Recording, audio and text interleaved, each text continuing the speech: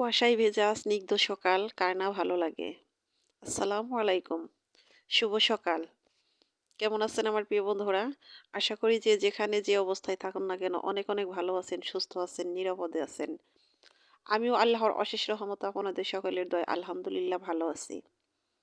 কাছে দূরে দেশ ও দেশের বাহির থেকে যে যেখান থেকে আমার এই ভিডিওটা এই মুহূর্তে দেখতেছেন, আমার এই ভিডিওটার সাথে যুক্ত আছেন, তাদের সবার প্রতি রইল আমার মন থেকে অনেক অনেক দোয়া ও আন্তরিক ভালোবাসা। তো বন্ধুরা, আজকে অনেক সকাল থেকেই ভিডিওটা শুরু করেছি। তো এখন তো শীত, কুয়াশার দিকে তাকালে ভালোই লাগে, কিন্তু আর কিছুদিন পরে হয়তো এই কুয়াশাটা আর দেখা যাবে না।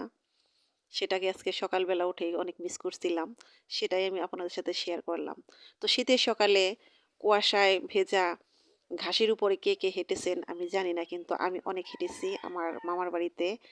তো সকালবেলা যখন কুয়াশা পড়তো ঘাসের উপরে, তখন হাঁটতাম। তো তারও একটা কারণ আছে, সেটা হলো আমার একটু শারীরিক সমস্যা হয়েছিল। তো সে কারণে ডাক্তার বলেছিল যে কুয়াশায় হাঁটতে। যে কুয়াশায় যদি হাঁটে তাহলে শরীরটা বেশি ঠিক থাকবে। তো সে কারণে সকালবেলা আমি এই কুয়াশার মধ্যে হাঁটাহাঁটি করছি। আমার কিন্তু খুব ভালো লাগছে। তো মাশাআল্লাহ, সে কথা মতো আমার শরীর স্বাস্থ্য ঠিক হয়ে গেছিল। তো সে কথাটাই আজকে আমার মনে পড়লো। সেটাই আমি আপনাদের সাথে শেয়ার করলাম। তো সকালবেলা ঘুম থেকে ওঠার পর বাসি কাজ করার পর তারপরে তাড়াতাড়ি করে রুটি বানালাম। ছেলেকে একটা ডিম ভেজে দিলাম। তো খেয়ে ও স্কুলে গেল। স্কুলে যাওয়ার পর তারপরে আমি এই যে আমার কাজে লেগে পড়েছি। তো মনটা যদি ভালো থাকে তাহলে কিন্তু সব কাজ করতেই ভালো লাগে। আর মনটা যদি ভালো না থাকে কাজ না করলেও ভালো লাগে না। তারপরে দেখা যায় যে যদি মনটা ভালো নাও থাকে, কাজের মধ্যে থাকলে কিন্তু তার তালে তালে কিন্তু মনটাও ভালো হয়ে যায়। তো সেরকমভাবে আমার দিনগুলো কাটতেছে। এই ভালো এই মন্দ তো সব মিলিয়ে আলহামদুলিল্লাহ আছি অনেক ভালো।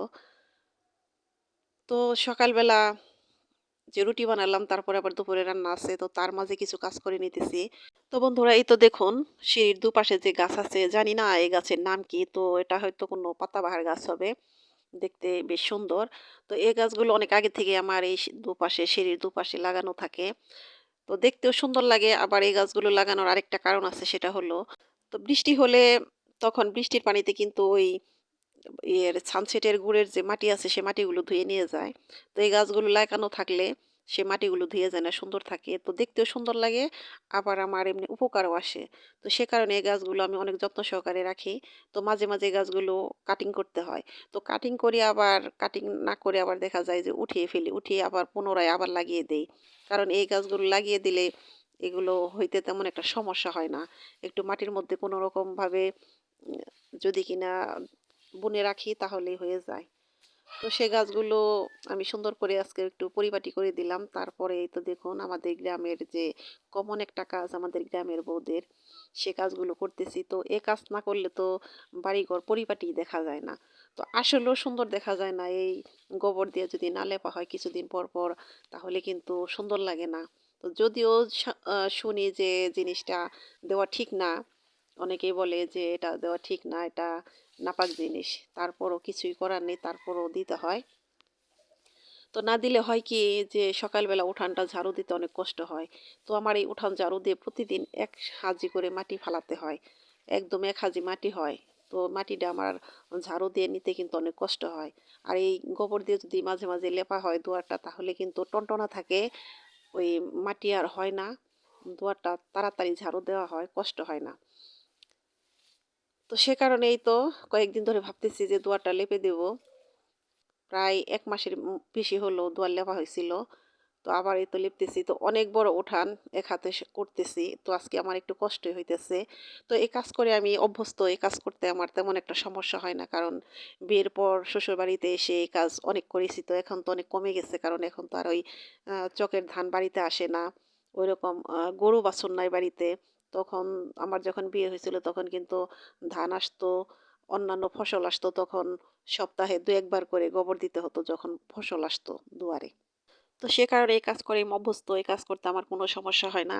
তো আল্লাহর দেওয়া বড় নেয়ামত, সেটা হলো শারীরিক সুস্থতা।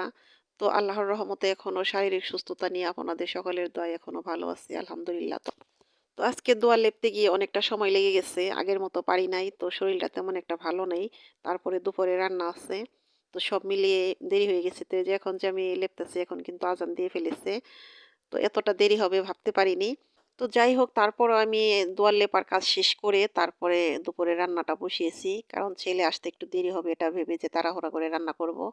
তো আজকে রান্না করতে চেয়েছিলাম একটু সবজি দিয়ে শুটকি রান্না করব। তো সেটা করিনি তাড়াহুড়া করে কই মাছ দিয়ে কপি, আলু আর টমেটো দিয়ে রান্না করেছিলাম। একটা তরকারি রান্না করেছি আর তরকারি কালকের কিছু ছিল আর দুধটা জাল দিয়েছিলাম। তো জানি না কোন বন্ধু এখন আমার সাথে আছেন। তো বন্ধুরা যদি লাইক দিতে ভুলে যান, প্লিজ মনে করিয়ে দিলাম একটা লাইক দিয়ে দিবেন। তো প্রতিদিন তো এই লাইকটা চেয়ে নেই, রাগ করে দিবেন না। অবশ্যই ভালোবেসে মন থেকে একটা লাইক দিয়ে দিবেন। আর আমার ভিডিওটা কন্টিনিউ করবেন। আর মন থেকে অবশ্যই সাপোর্ট করবেন, দোয়া করবেন। তো বন্ধুরা দেয়া আর হলো দোয়া ২ টি জিনিসই কিন্তু আলাদা। তো শুধু চাইবো বলে শুধু দিয়ে যাবেন সেটা হবে না। তার সাথে দোয়াটাও দিতে হবে। কারণ দেয়ার চেয়ে নাকি দোয়াটা অনেক বড়। তো অবশ্যই আমরা সবাই সবার জন্য দোয়া করব, সবাই সবার পাশে থাকব, সবাই সবাইকে সাপোর্ট করব। তা না হলেই না আমরা সত্যিকারের বন্ধু, তাই না? তো সত্যিকারের বন্ধু হতে হলে সেরকম কাজ আমাদের সবাইকে করতে হবে। আমরা যেন সবাই সাফল্যতা পাই।